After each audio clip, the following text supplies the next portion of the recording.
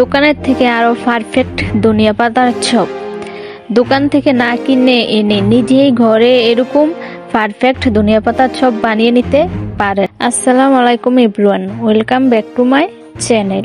তো আমরা মূল রেসিপিতে চলে যাই। আজকে তৈরি করব ইফতার স্পেশাল ধনিয়া পাতার চপ। তো বন্ধুরা, মূল ভিডিওতে যাওয়ার আগে সামারি আকারে একটু দেখে নেই।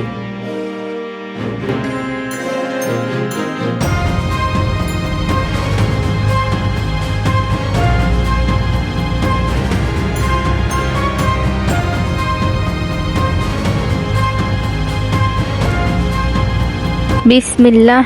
প্রথমে আমি 1 কাপ বেসন নিয়ে চেলে নেব। 1 কাপ চালের গুঁড়া,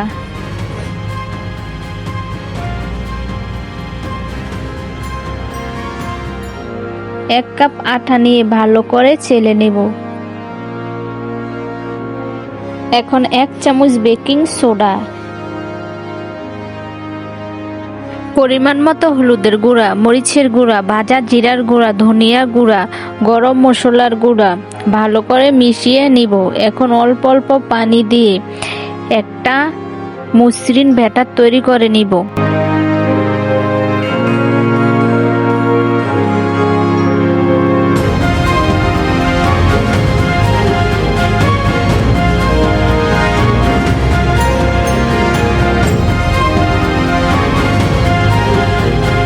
এক চামচ জর্দা রং দিব কালারের জন্য, আপনারা চাইলে এটা স্কিপও করতে পারেন। এখন ব্যাটারটা ভালোভাবে মিশিয়ে নেব। এখন ধনিয়া পাতাগুলো একটা একটা করে চপের শেপ দিয়ে নিব। এখন ধনিয়া পাতাগুলো ব্যাটারের সাথে কোট করে নিব। আমি আগে থেকে ফ্রাই প্যান তেল গরম করে রেখেছি। এখন একটা একটা করে ধনিয়া পাতা চপগুলা ফ্রাই প্যানে দিয়ে দিব। কে কোন জায়গা থেকে আমার ভিডিওটা দেখছেন অবশ্যই কমেন্ট করবেন। আপনাদের কমেন্ট পড়তে আমার অনেক ভালো লাগে।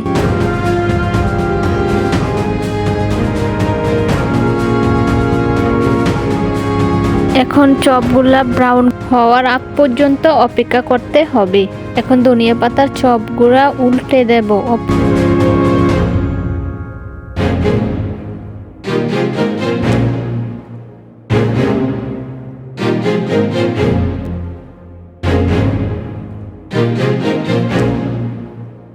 এক পিস ব্রাউন কালার হয়ে আসলে আরেক পিস উল্টে নেব।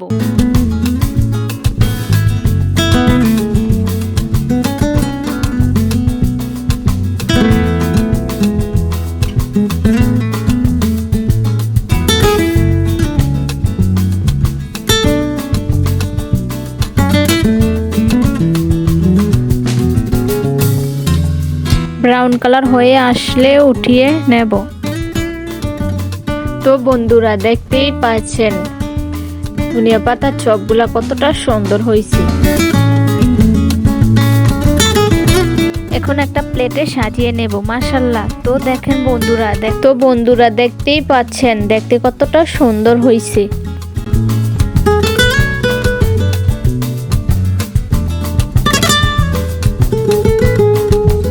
কতটা সুন্দর হয়েছে, একটা ভেঙে দেখাই কতটা মুচমুচে হয়েছে।